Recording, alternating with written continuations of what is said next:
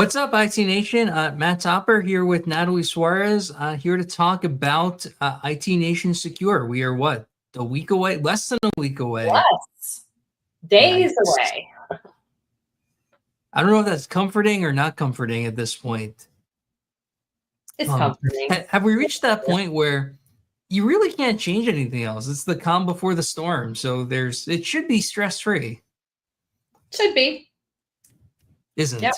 Not by any stretch whatsoever. How's it going, Natalie? It's going great. I'm looking forward to seeing everyone at IT Nation Secure. I think they're going to have a great time. I like the way we've changed up, the way we've curated the tracks and found some fantastic speakers. I'm really excited, and I think the MSPs are really going to get a ton out of it. Yeah, I think so too. And for me, it's days before an event, so I should be coming down with the flu or some kind of disease or something any day now. I'm waiting for it. Perfect. If you do, please stay away from me because I'm just getting over it in time for our event. Do you remember Connect last year? I was walking around like barely awake. It was so bad. Yeah, let's not do that again. You know what you need to do? You need to get yourself some Airborne and OD yourself on some Airborne. There you go. Just mega dose vitamin C for the next week. I'm going to come back. I'll be orange on stage and not from spray tan. Yeah, it'll be great. All right. Well, nobody wants to hear me talk about my propensity for getting sick before events, although that is interesting and unfortunately humorous for everyone. We're here to talk about a couple of tracks and specifically things about the way that we picked the tracks and content selection this year. And we wanted to zero in on two. One, your track, Natalie, which is the AI and hyperautomation.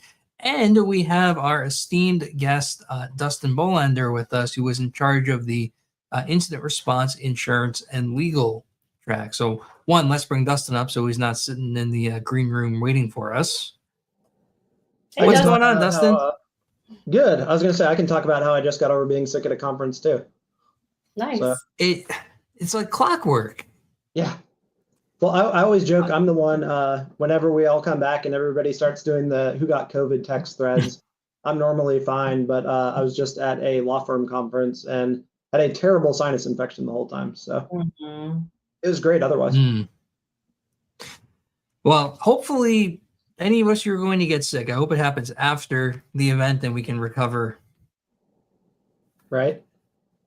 So you guys were both involved in the way that we did track selection this year and content selection. And for anyone who's not aware, we did something that I've been calling curated selections, but you could come up with whatever name you want. Basically, I said, Natalie, Dustin, you guys are each going to be responsible for helping us find content that matches a particular subject area for a track. Historically, the tracks would be announced, and you would do your submissions, and we would pick the best content and presentations out of that. But doing it this way allows us to pick things that we think the industry, the channel, the attendees need to hear, and that'll make sense for them, as opposed to just kind of hoping that the best things come in the open call for speakers. So Natalie, let's start with you. Tell us about the track that you were responsible for. So I was responsible for the AI and hyperautomation track.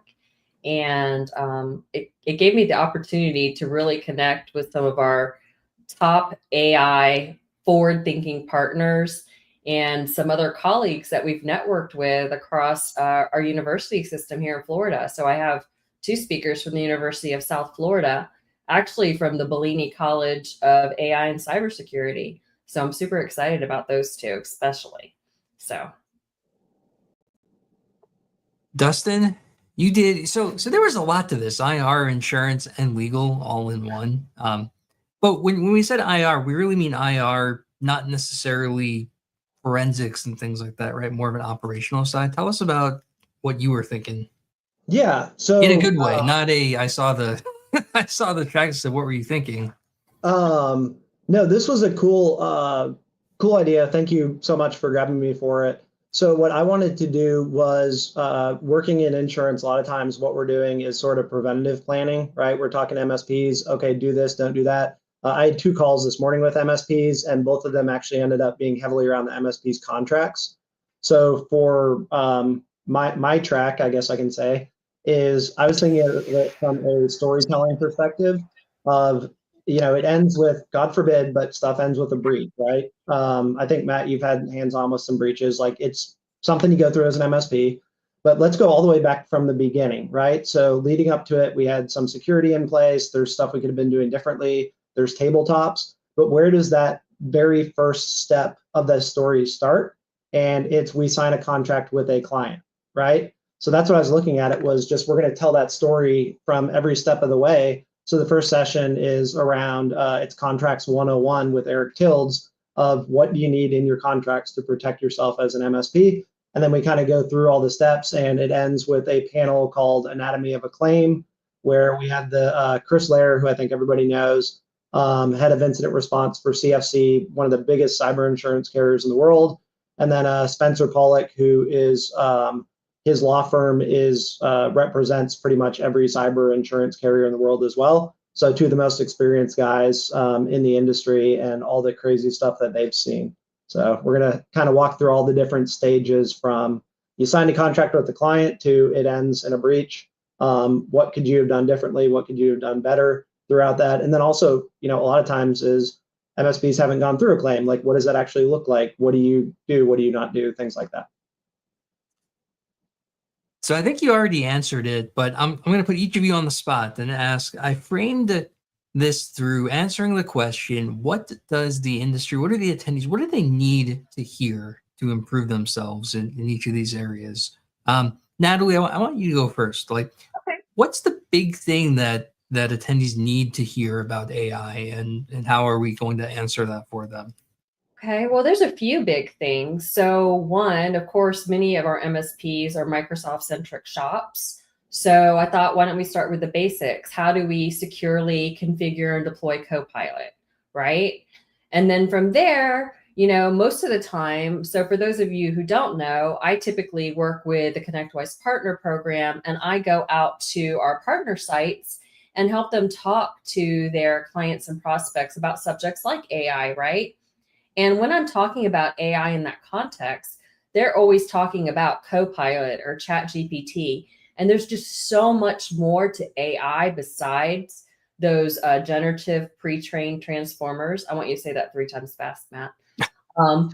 That I thought, it'd be really great to have someone come in and talk to them about what is artificial intelligence beyond these tools, right? So that's one of our professors. And then, of course, I kind of wedged my way a little bit into Dustin's track here, right? Because I did think, why don't we have a legal expert come and talk, right? Because there are some concerns about using AI and what kind of legal trouble it could potentially get you in. So I have Kurt Sanger, who's from Buchanan, Ingersoll, and Rooney, and he is going to come in and talk about the legal implications of AI. And then I have another professor coming in who is also a CEO of a company called June Cyber, and he's going to talk about automating compliance, right? With basically hyperautomation, right? So I thought, those are, kind of, they're all AI related, and we're going to do a great AI workshop too. I can't wait for the AI workshop. That's going to be so much fun. But I thought, there's a lot of questions I've been hearing, not just from the partners themselves, but also from their clients about AI. So I wanted to have, a little bit from each one of those areas, and hopefully it'll generate a lot more conversations and a lot more information because, as you guys know, AI is a huge subject way beyond just GPTs. So that was my thought process. Yeah. Right. It seems like when you look online or look at all the content around there, that everything is all LLMs, that ChatGPT is like the only part of AI. And like AI has been around research-wise since what, the 70s, maybe a little bit earlier than that? 1955. 1555? 1955. You said that very confidently. Is there a specific event you're referring to? Yeah, there was a conference at Dartmouth in 1955 where they first discussed artificial intelligence. Oh, that's cool. I had no idea. No, I didn't know that either. Yeah. Hang out with me. One of my old professors was deep into AI research, but this was back in what, the 90s, 2000s, and I didn't realize it went back even further than that. Yeah. I think there's a lot to learn there. I'm very excited for that track in particular. Also, how many professors did you get? Did you like shut down the school for the day to I did. come to our conference? Just two. Two. One is a full-time professor, and the other is a part-time professor. Also works in the cyber industry. So.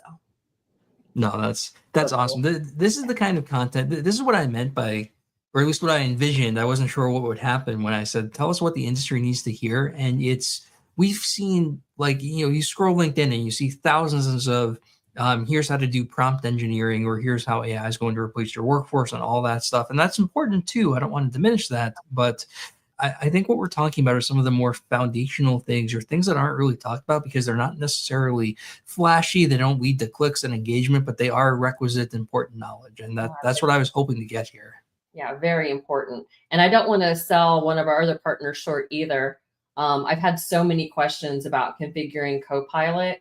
So I thought, let's go to someone who has a lot of experience with it and actually lead them through the process, because there's a lot of gotchas, right? Because we're deploying Copilot in our environment. And what if somebody has a document, with the CEO's salary and it's not in the right place, and we make that available via GPT?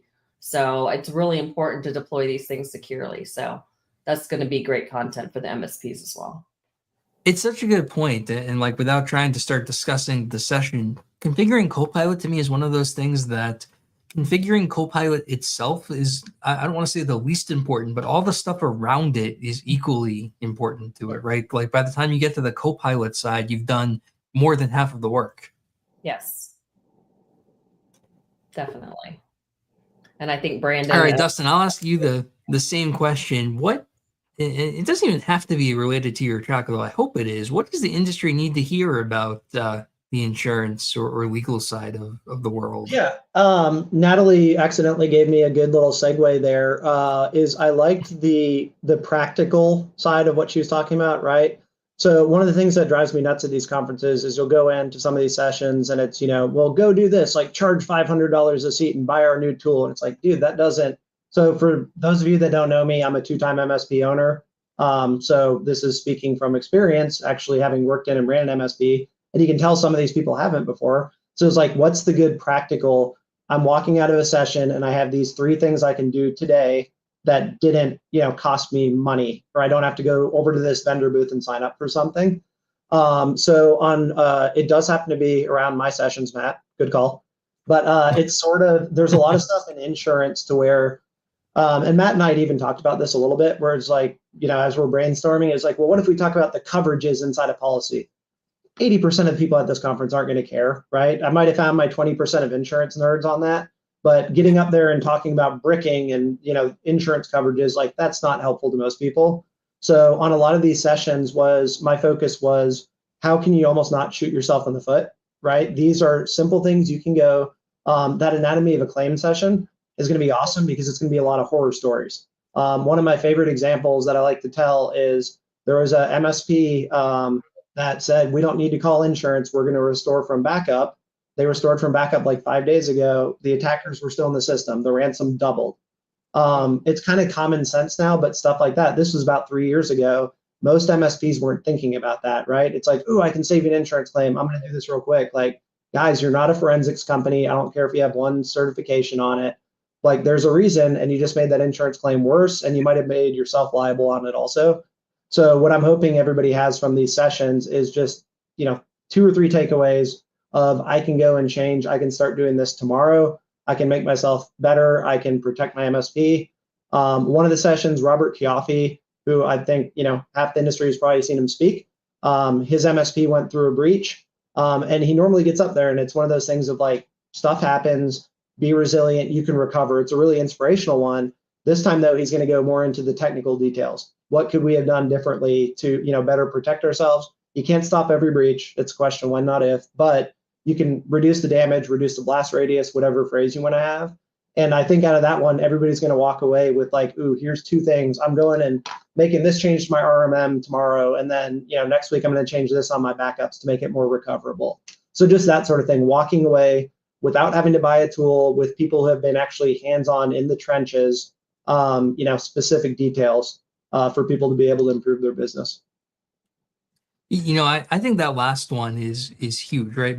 Not everyone, but many of us are at least familiar with what happened with Robert by now, and going into this next level of how to potentially prevent this from happening to you, or how to make things less bad if it does.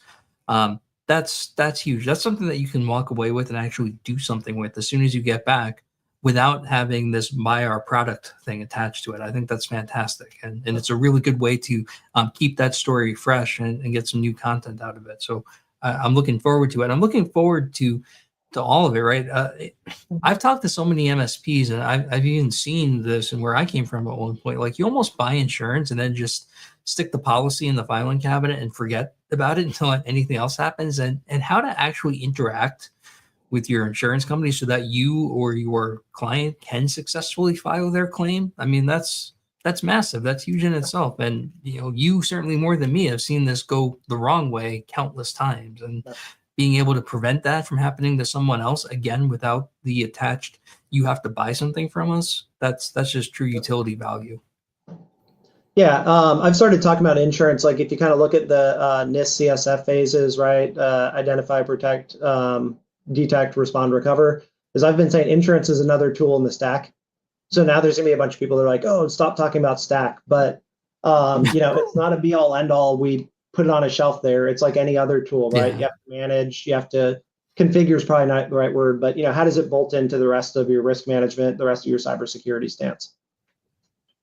Yeah, right. How do you, that's where the IR part comes in. How does your IR process make sure you don't mess up the ability to use the insurance? Yep. Insurance is a respond and a recovery tool. How does it tie in with the rest of your processes and your tools? All right, so let me put you guys on the spot in a different way. What is something that you're looking forward to at the event that is not anything to do with a breakout session or your tracks? Let's see how much you're paying attention to everything else going on. That's a great question, Matt. You can't say the end. I mean, I guess you could. No, honestly, what my favorite part is all of, I want to call them like drive-by conversations. All of the networking. That's really my favorite part, is partners that I don't get the chance to interact, partners and vendor partners that I don't get a chance to interact with on a regular basis. It's great to see them. It's great to see my friend Dustin and, some of our other friends that we always see at these conferences, and actually catch up on, what's going on in their professional and personal world, and just getting to know people better. I may sound corny, but I really do enjoy that part of it. That's my favorite part. It's not corny. You going to do the CTF? Who, me? I probably won't have time. Are you? You're not going to have time. I'm not going to have time. You definitely won't have time. Yeah. How about you, Dustin? What are you looking forward to? So Natalie stole mine. That's my normal. I was joking with Matt the other day. I was like, this year I have to go to all the sessions because I put them together. But no, my big thing on conferences normally is just networking. I went to MSP Geek a couple weeks ago, and I went to a couple sessions. But for the most part, they had the tables outside the vendor hall, and that's where I hung out, was just talking to people. But because Natalie said that, I'm gonna shift mine. For the first time, I went to pitch it last year. Haven't bought the products. I'm not using any of them on my MSP, but I got so many cool ideas out of that, that it was one of those things that, I'll be honest, like, I kind of rolled my eyes at it before, but now that I actually went and sat through the whole thing, that it was cool. Like, there's some neat, the PC power save thing. That's not something that ever would have popped into my head as there's interest on that level. There's a need for that. But like, that was a cool idea, and it got my brain going of like, oh man, that's something like our MSP is actually talking to their customers about. Sention, I know Zach, I've known him for a while, love those guys, but just talking through the CIS, the ignoring the product part of it, but their whole concept of, you may be pushing it out, but are the settings actually having the impact that you need? We can solve that. Again, that's one of those things, okay, great. I'm pushing out a group policy. I'm pushing out an intune policy. Like, I'd assume it's working. We did some testing, but knowing that there's some config drift, stuff like that, it really gets your brain going on what these guys have invented solutions for. So that's a neat one that I'll definitely want to go check out again this year. So I do want to add one more thing. I'm going to put a shameless plug in here. We are doing a Women in Cyber panel, and I have some new faces that I haven't had on the panel in the past, and I'm super excited about that. And I want to also take this opportunity, and I think everyone on the panel feels this way. So if they don't, please just chastise me later. But just because it's a Women in Cyber panel, we were talking about it today when we met. It would be awesome if it was just a people in cyber panel. And we really appreciate, we had a lot of male support in the room last time. We had a lot of great questions about men who are in the cyber profession, raising their daughters to be strong and powerful women. And it would just be awesome to see a great large group of people there as well. We don't want it to be a women only club. We really do value our partnerships and our relationships with people like you guys. I love working with both of you. So we'd love to see some of those faces in the Women in Cyber.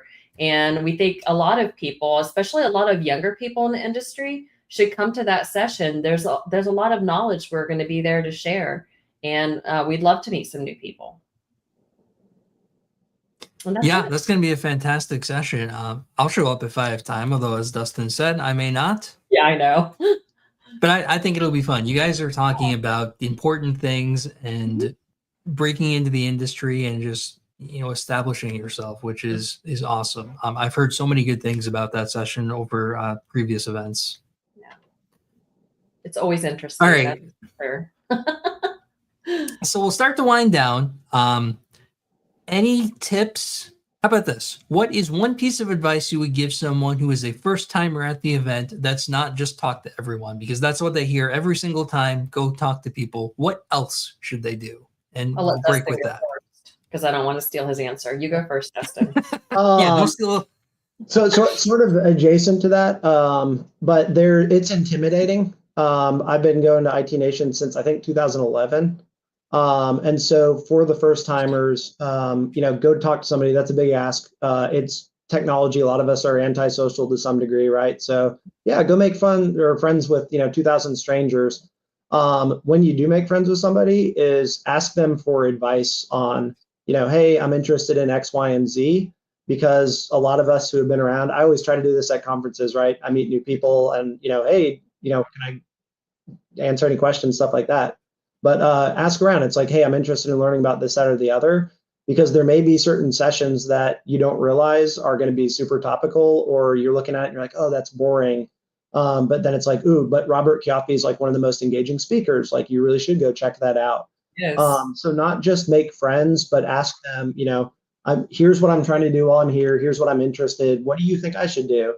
And you're going to get advice from people because, I have no idea if you have a number on it, but I feel like, half the people there I see year after year that we've done it a couple of times. So we know where it's like, oh, this is super interesting. I wouldn't miss this one for the world. So getting specific on, I know this is kind of a non-answer, but go meet people, make some friends, but then talk to them on what are you interested in? What's your goal to get out of the conference, right? I'm new to, I'm a young woman in the industry. I'm trying to get started. This is, my first year in the business. I'm going to give you really specific advice versus if you're somebody, Matt and I on the MSP side have been doing this forever. That's a completely different thing that I'd recommend versus, that. So. Oh, that's great advice. The other thing I would advise is go ahead and go to the website, take a look at the sessions and try to rank them, because sometimes it's hard to decide because there's so many great sessions. There might be 2 at 10 o'clock that you want to see. So try to rank and understand what's available, because if you're trying to figure out your whole agenda while you're there, you're going to get overwhelmed really quickly. Yeah.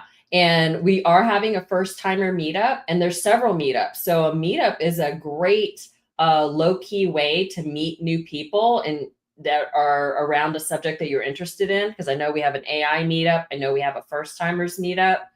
And the Women in Cyber is a great place for new people in the industry. And quick question, is everything's recorded, right, on the sessions this year? I don't think so. I don't think so, no. Okay, never mind. I think there's some in here that are marked as key sessions. I was assuming the key sessions were the ones that were recorded, but you know what happens when you assume.